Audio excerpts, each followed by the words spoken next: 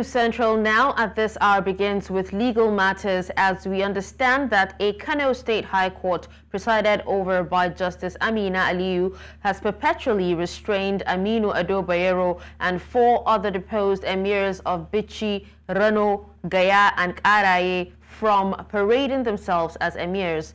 Delivering the judgment on Monday, Justice Aliyu further restrained the 15th emir of Kano and 4 other dethroned emirs by themselves, servants, privies, and any other persons appointed by them from parading themselves as emirs of the 4, that's Kano, Bichi, Gaya, Rano, and Karaye.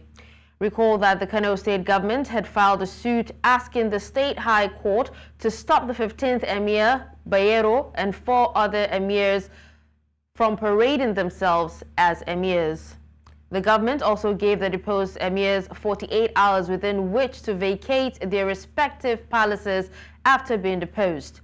However, Justice Aliyu said while delivering the judgment that the issue of evicting the deposed Emir Bayero from his Nasara Mini Palace is a rent tribunal matter and is not before it. To discuss this, we're joined by human rights and public interest lawyer, principal partner A.A. Hikima and co. Abba Hikima. Hello, Abba. Thank you so much for joining us.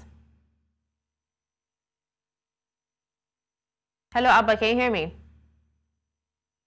All right, we'll try to reconnect with Abba and continue with this story. Now, away from that, the federal government has reached an agreement with the United Arab Emirates to allow Nigerian passport holders to obtain visas for travel to the Arab nation starting Monday, July 15, 2024. The Minister of Information, Mohammed Idris, disclosed this on Monday when he briefed State House correspondents following the weekly Federal Executive Council meeting. The announcement comes more than 2 years after the UAE suspended visa issuance to Nigerians after diplomatic rows with Africa's most populous nation. It also comes about 2 months after UAE national carrier Emirates Airlines announced the resumption of flights to Nigeria. The airline said in May that its daily Lagos-Dubai flights will resume from October 1st, 2024. To politics, the Martin Amewole-led Rivers Assembly has suspended all expenditures of Rivers Governor Siminalayi Fubara until he represents his budget before the House. The lawmakers gave the governor a 7-day ultimatum to represent his budget, which has expired. Rivers House leader Major Jack moved the motion to bring up a resolution alerting the House of the governor's 7-day deadline for presenting the 2024 budget to the House. Following consideration, the Assembly decided to shut down the Rivers State Consolidated Revenue Account, prohibiting any expenditure by Governor Fubara's administration. The opposition All Progressives Congress in Rivers State has called on Governor Siminalayi Fubara to respect last week's judgment of the Supreme Court, which declared it is illegal to run local government areas with caretaker committees. This was as one of the replaced LG chairman, Olobarimate Olo, said the Supreme Court's judgment had paved the way for the LG chairman to return and enjoy the 6-month tenure extension granted them by the State House of Assembly. The 23 local government secretariats in Rivers State have been under police occupation since June 16th, when the tenure of the elected chairman ended. They had attempted to stay in office for an extra 6 months, citing a recent law by the State Assembly, but Governor Fubara resisted the move and appointed caretaker committees to man the local government secretariats pending the conduct of the local government election in October. The police, however, took over the local government secretariats, preventing neither the ex-local government chairman nor the caretakers appointed by Fubara from gaining access. In Osun State, 16 opposition parties have withdrawn from the upcoming local government election, accusing the Osun State Independent Electoral Commission of hoarding information and planning to appoint PDP members as electoral officers. The parties, including Action Alliance and Labour Party, allege that OSEC chairman Hashim Abioye failed to disclose nomination fees and plans to announce an exorbitant fee after parties have conducted their primaries.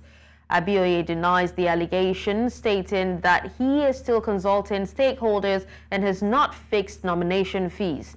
He also refuted claims of appointing PDP members as electoral officers, saying the list has not been drawn. The opposition parties have pulled out of the election, citing a lack of transparency and credibility.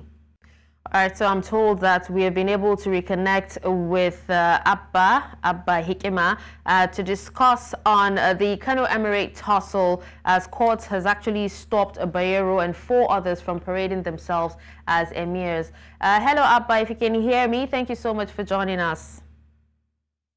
Hi, thank you for having me. I can hear you. All right, so Abba, go ahead and tell us, how will this court ruling affect the legacy and status of Aminu Ado Bayero and the other deposed emirs and their place in history, and that's legally speaking? Well, legally speaking, we know before now that there is a subsisting decision or ruling of the Federal High Court, which, number one, ordered that the Kano State Emirate Council law should not be implemented, should be set aside, or should be stayed. And secondly, we also know that before now, an order of the Federal High Court has also nullified the appointment or the reappointment of Sanusi, Lamido Sanusi, as the Emir of Kano State. However, in spite of the pendency and subsistence of that order, today in Kano State, we have the Kano State High Court, presided by Honorable Justice Amina, affirming the deposition of the 5 emirs in Kano, and also affirming the reappointment of Emir Sanusi, Lamido Sanusi. First of all, I would like to begin by saying that it is rather unfortunate that in Nigeria, in Kano State, in the same country, we are having conflicting court decisions with respect to the same subject matter. Number one, the Federal High Court, which presided over the first affair, is in Kano. And then the Kano State High Court is also here. And I am very much sure that the 2 courts are aware of each other's decision. The decision of the Federal High Court clearly has set aside the decision of, the reappointment of Sanusi. So which of the courts actually supersedes the other, Abba? What did you say? Hello? I said, which of the rulings supersedes the other? Well, legally speaking, both Federal High Court and Kano State High Court are courts of coordinate jurisdiction. What this means is that the Federal High Court cannot overrule the Kano State High Court, neither can the Kano State High Court overrule the Federal High Court. The decisions of each of these courts is binding on the other court. The only court that can change and set aside the orders given earlier by the Federal High Court is the Court of Appeal, and the Court of Appeal has not yet done that. So, truth be said, I do not anticipate another court to now come and set aside or give another order that will conflict head-on the decision or the ruling given by the Federal High Court, even though it is not a final judgment. But whether... All right, we seem to be having connection problems with Abba. Or not, the order is final. It is binding Kano State High Court to obey, and that has not been done as we see it.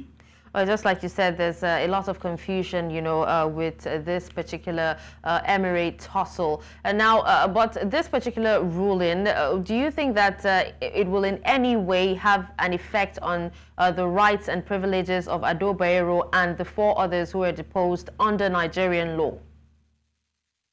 Well, before now, we have seen the Federal High Court give order, because before now, the Federal High Court has said the reappointment of Sanusi should be set aside or has been nullified in a way.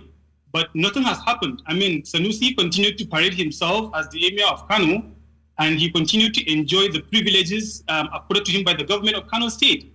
So nothing has been done. And then today, we have seen another judgment of another court, which is a court of coordinate jurisdiction, saying that Sanusi is the emir of Kano and Ado Bayero should stop parading himself as the emir of Kano.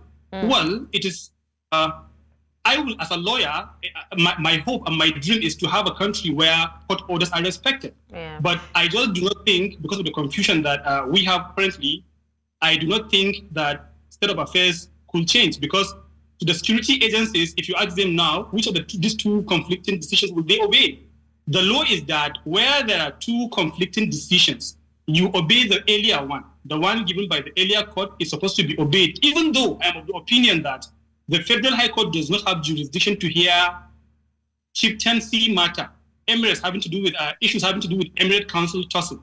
It's not within the jurisdiction of the Federal High Court, but that notwithstanding, legally speaking, if an order of court is given and a court of record like the Federal High Court, there is a duty on all persons to respect that, whether that decision is given rightly or wrongly, whether that order is given rightly or wrongly. And so, because of that, restraint should have been observed until the order of the Federal High Court is set aside. But as we speak today, the order of the Federal High Court, which says Sanusi's appointment is nullified, is still very much in effect. Or rather, it has been suspended, it's still very much in effect.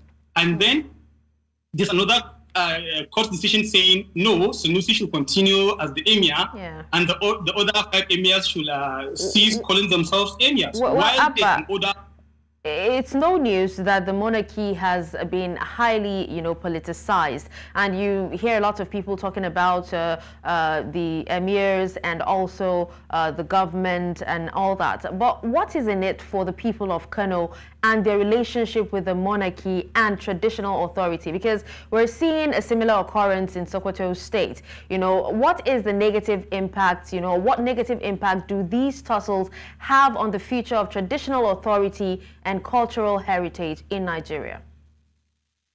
I think this is a very big blow on the traditional institution. Number one, it is also a very big blow to our history as a people, because before the coming of the colonial masters, we all know that traditional institutions are the most revered form of institution, is the most revered form of leadership.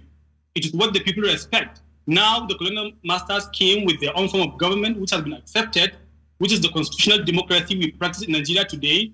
And then the traditional institution continues to go hand in hand with the political democracy we practice. People respect these institutions. But what we have seen right now all over the country is a situation where these traditional institutions, which reflect our heritage, which reflect our identity as a people, which is a representation of our history and our collective tradition, is now being useless, by politicians. And I would say that, if you ask me personally, I would say that both this government and the one preceding it have played some role in a way in politicizing the stool.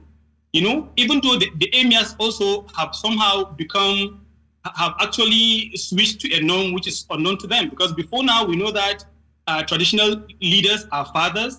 Everybody is their own. They do not take sides in politics.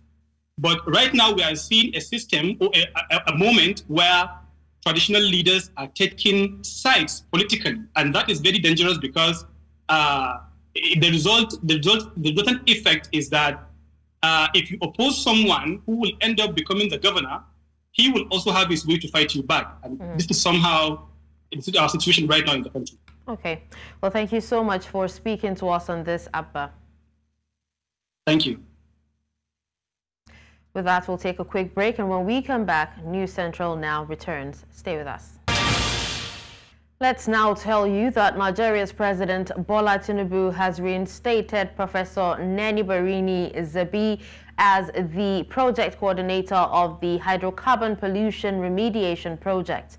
This decision, announced by Tinubu's special advisor on media and publicity, Ajurin Galale, came after a performance review deemed Zabi fit to continue in his role. The announcement followed Tinubu's earlier appointment of Dr. Olufemi Adekombi as the new coordinator, which was reversed after evaluating Zabi's performance. Now, he was initially appointed in May 2023 by former President Mohammed Buhari, succeeding Dr. Giedom Dumbari. Nigeria's Senate has thrown its weight behind the bill seeking to create special seats for women in parliament in a bold move to achieve women inclusion in the legislature. One member of parliament, Diket Plang, while addressing newsmen during a one-day seminar on the role of the legislature in advancing women inclusion, Peace and Security, organized by National Institute for Legislative and Democratic Studies, says that the bill will create stable governance in the country and pledge to support the support of other members of the Senate. I was in Kigali, and the Kigalian parliament gives provision for female representation at the National Assembly. It gives youth a certain number for representation. It gives certain number to the academia. In fact, those lecturing in public universities and private universities have a representation. And therefore, when you do that, there will be fair representation of everybody. When you all know that women have chosen whom to represent them in the National Assembly, the youth have chosen whom to represent them in the National Assembly, the academia, various professions have representative, nobody will complain because you have an eye. You have somebody you've selected. So I feel that for a bill to be brought on the issue of female representation at the National Assembly, I think it's something that we would definitely support. And it's worthwhile. It's advantageous to all of us. Whenever sector of gender is peaceful and cooperative, we have a very stable governance. The Nigerian government has announced that the next stage of recruitment for the Immigration Service and Federal Fire Service will begin in August. The exercise, initially scheduled to end in June, will now conclude before September's end. The Civil Defense Correctional, Fire and Immigration Services Board will notify shortlisted candidates via their contact details. The board apologized for the delay, citing a nationwide manpower audit that affected the services. The audit, recently concluded, involved the Nigerian Correctional Service, Nigerian Immigration Service, Federal Fire Service, and Nigeria Security and Civil Defense Corps. Candidates are advised to stay alert for notifications, and the board ensures a smooth conclusion of the recruitment process. In Edo State, Governor Godwin Obaseki has sacked the State Commissioner for Health, Dr. Samuel Ali, with immediate effect.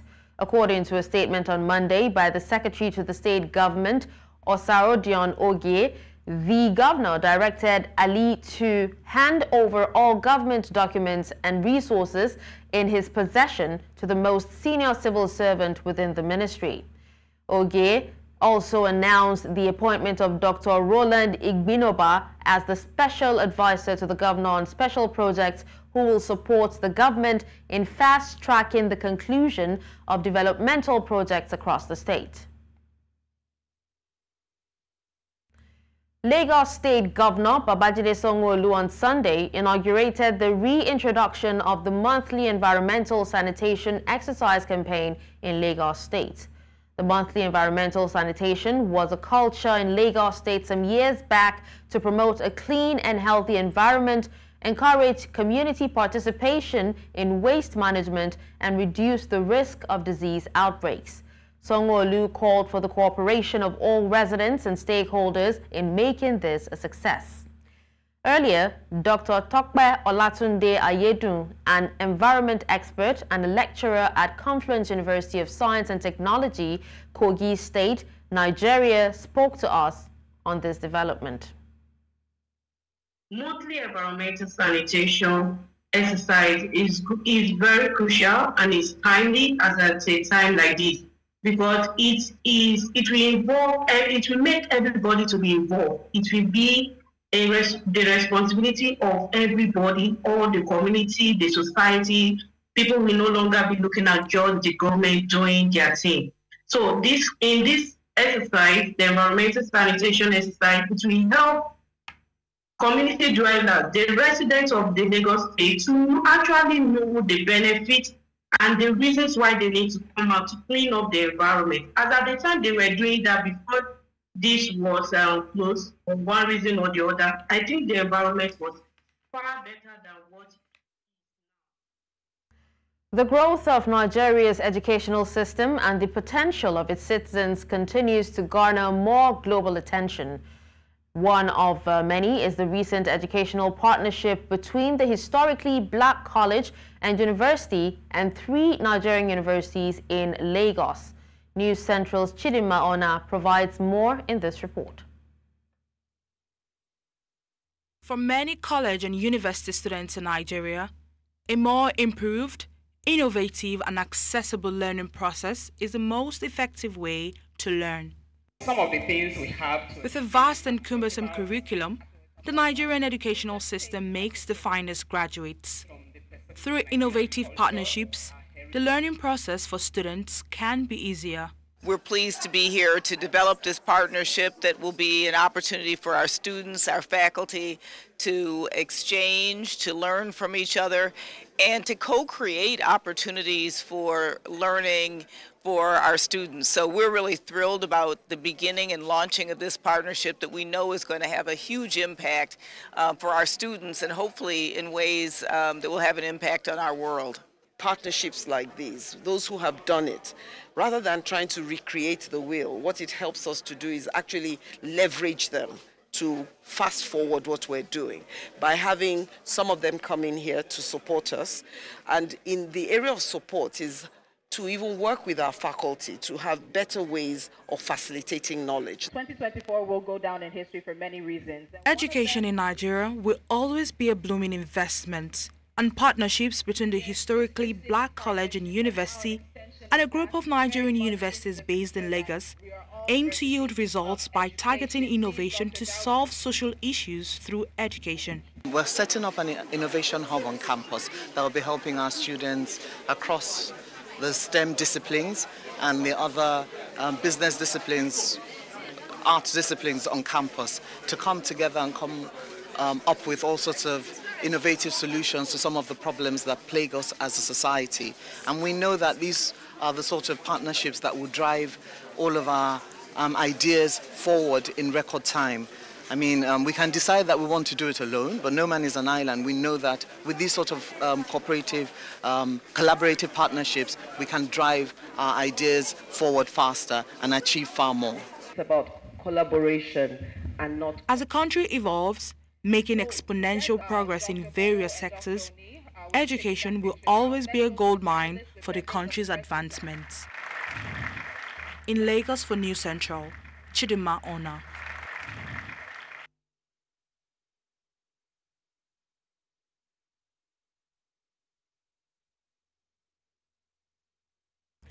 Residents of Sajeri community in Jere local government area of Borno State are celebrating the completion of a significant project initiated by National Youth Service Corps member Zainab Yetunde Adams. Now moved by the community's struggle to access clean water, the Corps member Zainab facilitated the construction of a borehole in the area, and News Central's Umar Kirawa completes the report. It used to be an everyday affair for most families in Sajeri to trek of miles in search of water for both human and animal consumption. This water project, initiated by one of Nigeria's core members, Zainab Yetunde Adam, brings relief to the community's long-standing challenge to obtain potable water.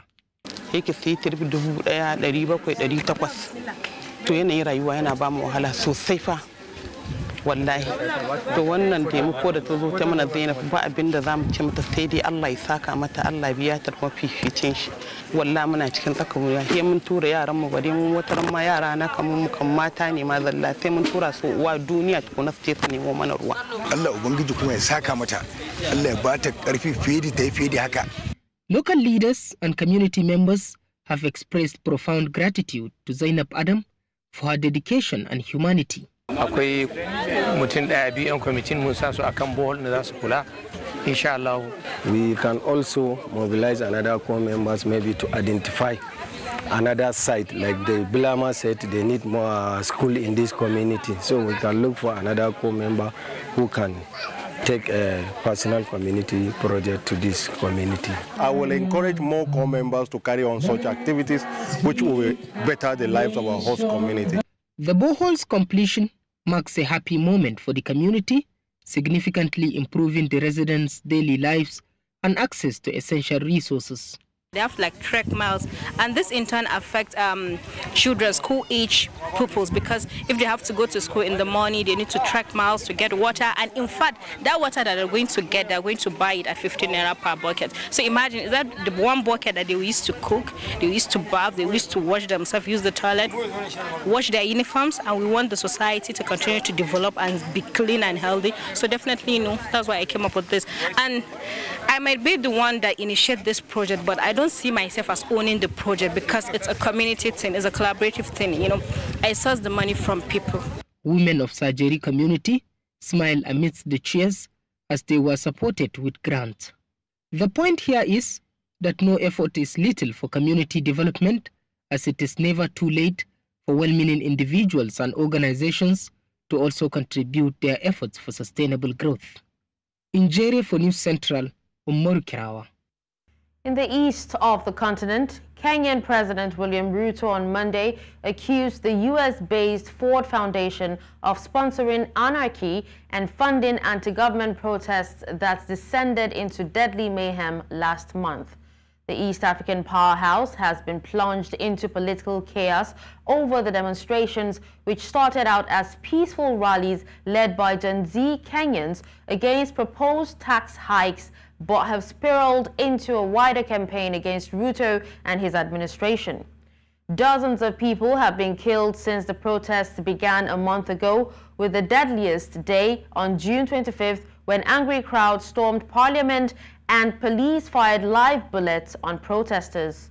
The Ford Foundation's East Africa office in Nairobi and the US Embassy did not immediately respond to requests for comment.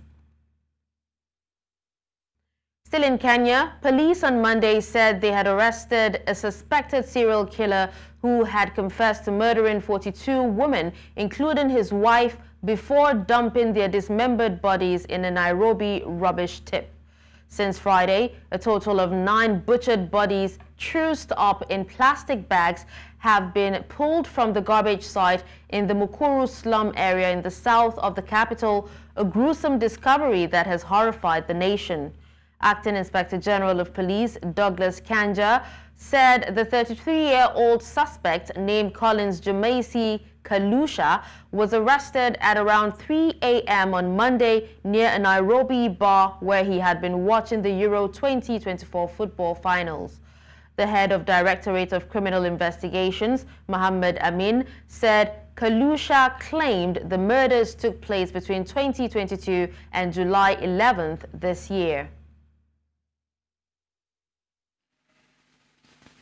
The suspect confessed to have lured, killed and disposed 42 female bodies at the dumping site,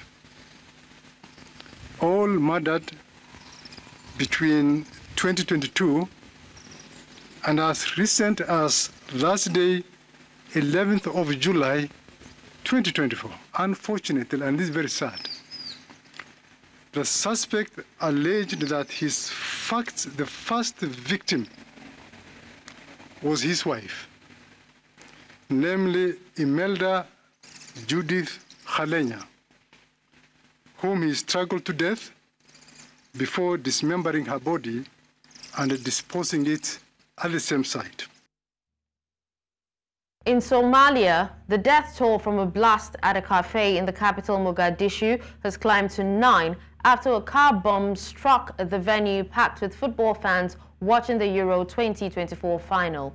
An official from the National Security Agency, Mohammed Yusuf, said 9 civilians were killed and 20 others were wounded in the explosion. Huge fireball and plumes of smoke billowed into the night sky as the explosion ripped through the popular restaurant in the center of the city on Sunday. Police officer Mohammed Salah got to the scene a few minutes after the blast and saw several bodies were discovered under the debris.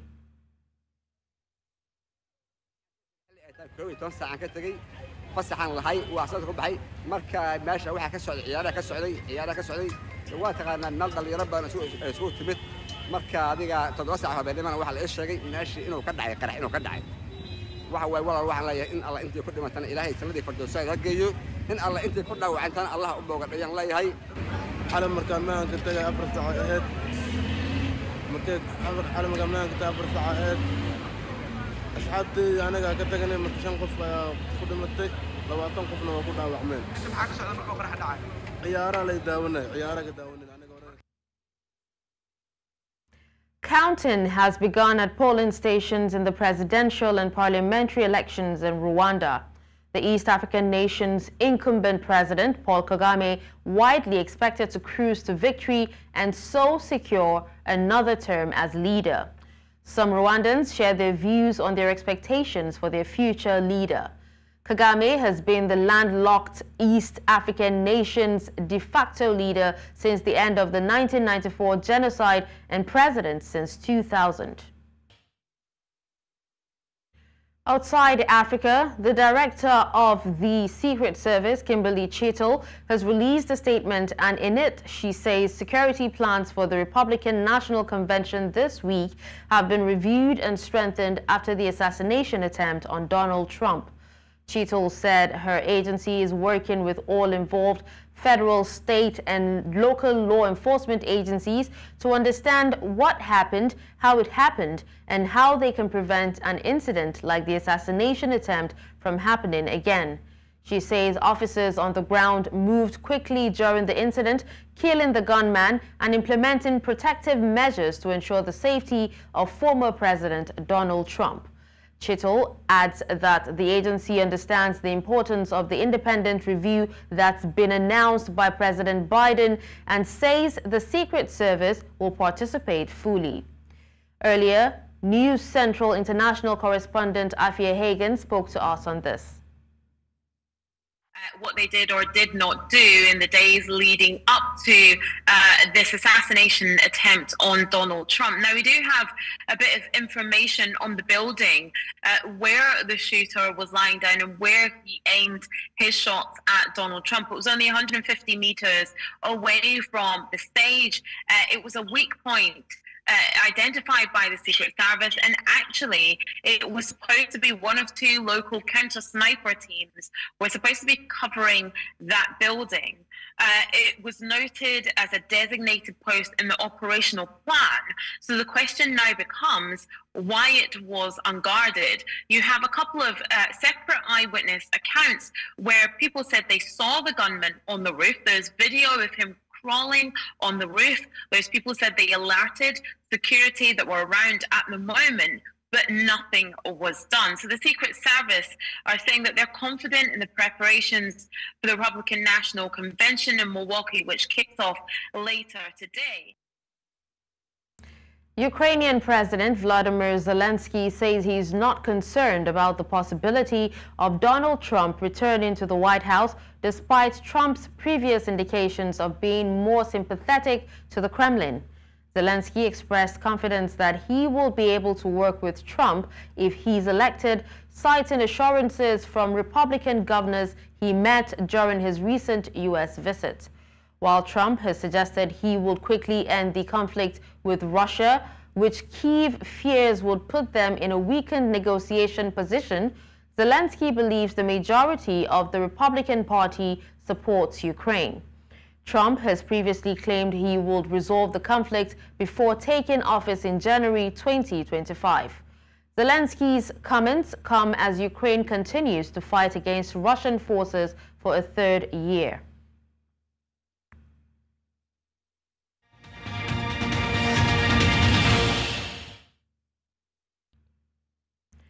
In business, National Bureau of Statistics reports that Nigeria's headline inflation rate increased to 34.19% for June relative to the May 2024 headline inflation rate, which was 33.95%.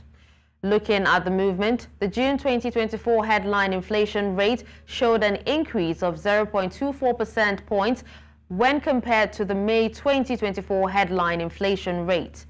On a year-on-year basis, the headline inflation rate was 11.40 percentage points higher compared to the rate recorded in June 2023, which was 22.79%. According to the NBS, this shows that the headline inflation rate, that's a year-on-year basis, increased in the month of June 2024 when compared to the same month in the preceding year, June 2023. The Presidential Compressed Natural Gas Initiative, PCNGI, offers free conversion of commercial vehicles to CNG and discounts for ride-sharing services. This follows the commissioning of CNG stations by NNPCL and NIPCO, aiming to reduce transportation costs after fuel subsidies were removed, causing prices to rise significantly. On Business Edge, Tunde Onokoya, CEO Auto Clinic NG Solutions, said that Nigeria's federal government is leading by example to encourage others to invest and make use of CNG. Million commercial vehicles in Nigeria, no cargoes. It is important for us to know that the federal government cannot do this alone.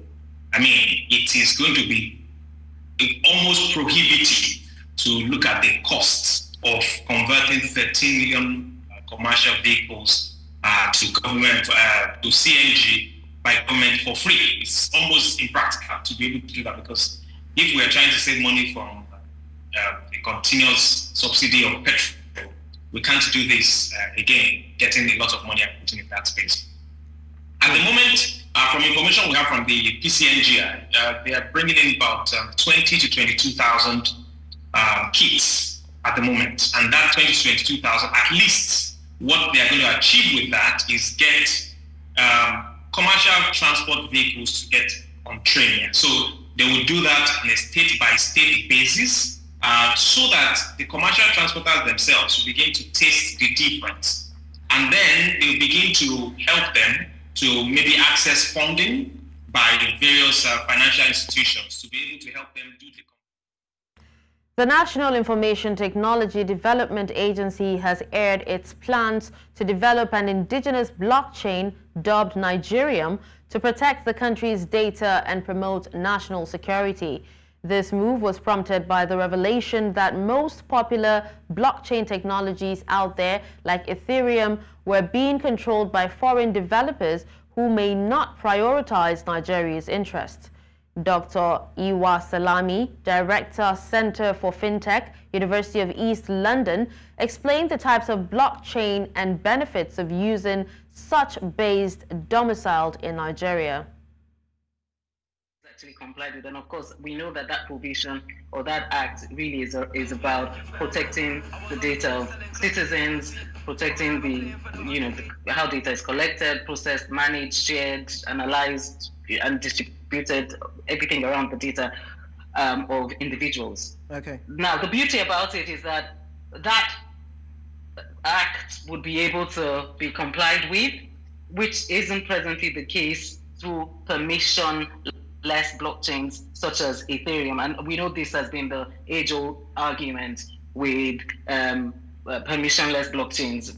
Data is distributed across, and because we still have the issue of sort of who is responsible in decentralized